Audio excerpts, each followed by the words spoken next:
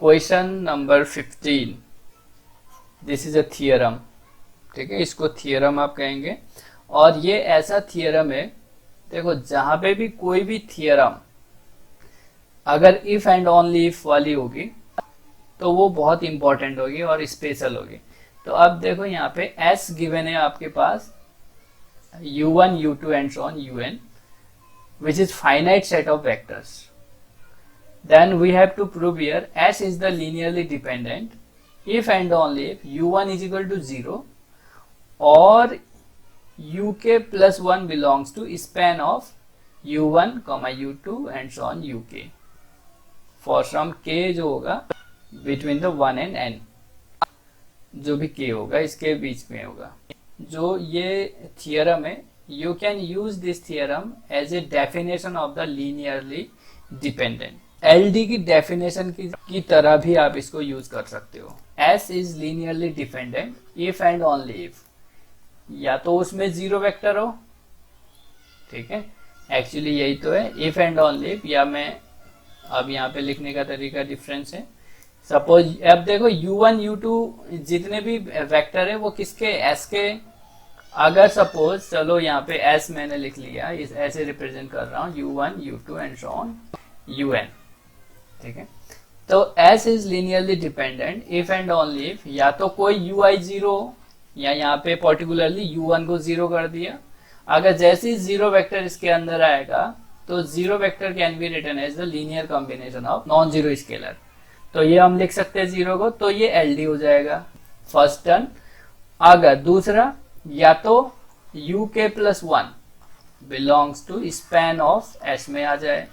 अब uk plus 1 span of S में आ जाए का मतलब क्या होगा, ये हमारा uk प्लस 1 जो है it can be written as the linear combination of some vectors of u1 u2 and so on uk, या some vectors of u1 u2 and so on un, कुछ इसमें से कोई भी वेक्टर के लिए, कुछ वेक्टर्स के लिए। जरूरी नहीं है सारे वेक्टर्स का लीनियर कॉम्बिनेशन हो, कुछ दो का क्यों, मैं अगर कहूँ कुछ एक ही का लीनियर कॉम्बिनेशन भी बन रहा है uk प्लस 1 तब भी वो लीनियरली डिपेंडेंट है।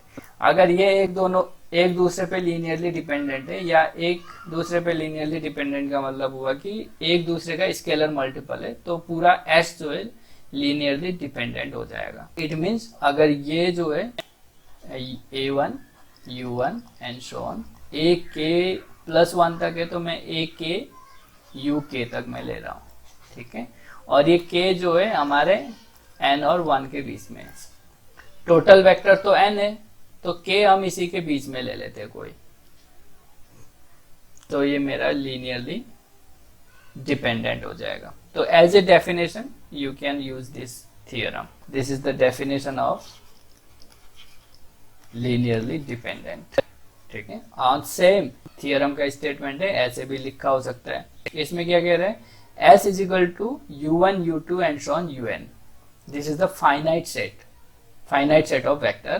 This is linearly dependent if and only if u1 is equal to 0. First case यहाँ पे जो भी है सेम है, ये दोनों स्टेटमेंट सेम है।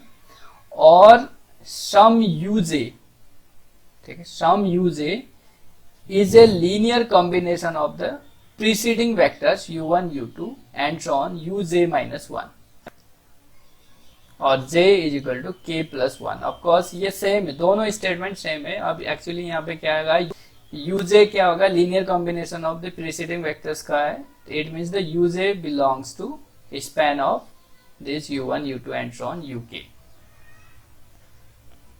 तो दोनों थियरम का स्टेटमेंट गिवन होगा, बस आप इसको प्रूफ करना है।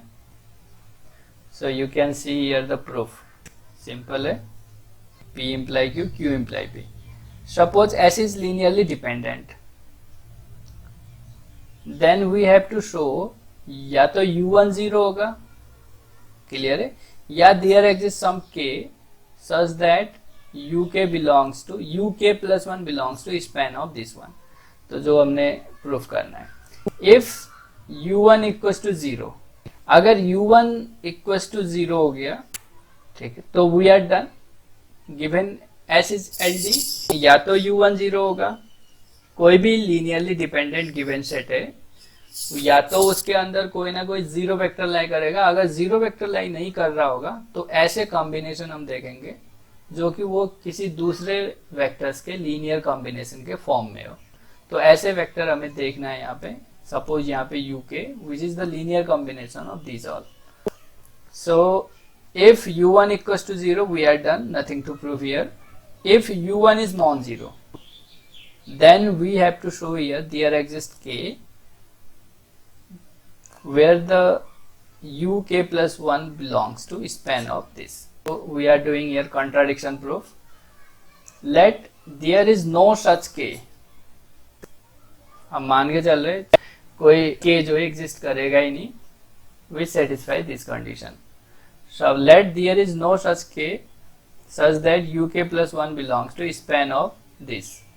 For any k आपको ये लिखना एक ही बात है, ठीक है। यानी uk plus 1 जो है इसमें बिलोंग्स नहीं कर सकता। Since u1, अब u1 से स्टार्ट करो, ठीक है। Since u1 is non zero, so अगर u1 नॉन जीरो है तो सिंगलटन जो भी u1 बनेगा वो क्या होगा, li होगा। Singleton non zero vector is always li। अब एक्चुअली आप खुद ही हमें कंस्ट्रक्ट करना है यहाँ पे। u1 नॉन जीरो के लिए हुआ। अब now u2 suppose does not belongs to span of u1, ये गिवन है, ठीक है। ये हम मान के चल रहे हैं तो इसी का यूज कर रहे हैं हम। u1 के लिए किया। Now u2 does not belongs to span of u1, जो हमने यहाँ पे कंस्ट्रक्ट किया है u1, उसी का स्पैन ऑफ u1।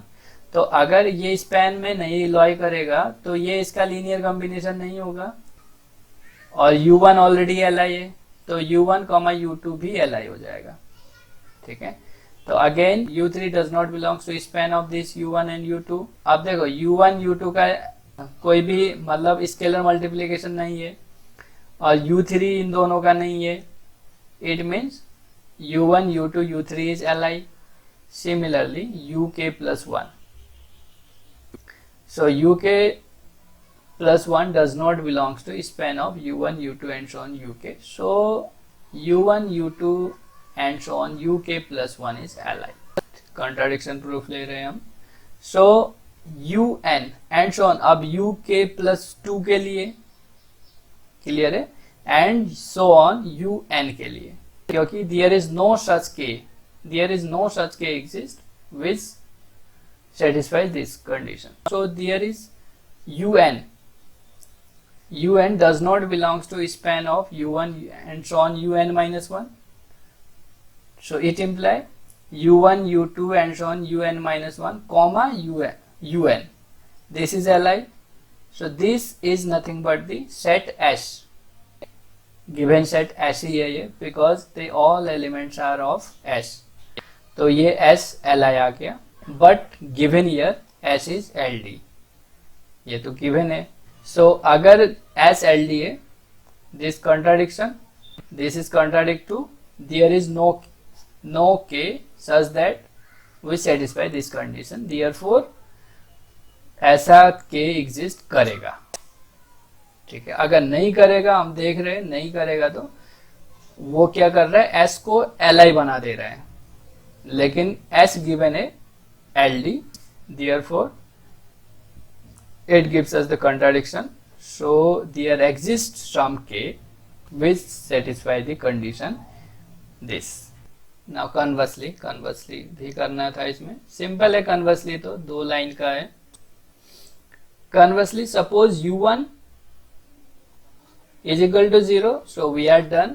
यहाँ पे भी simply suppose uk plus 1 belongs to span of this।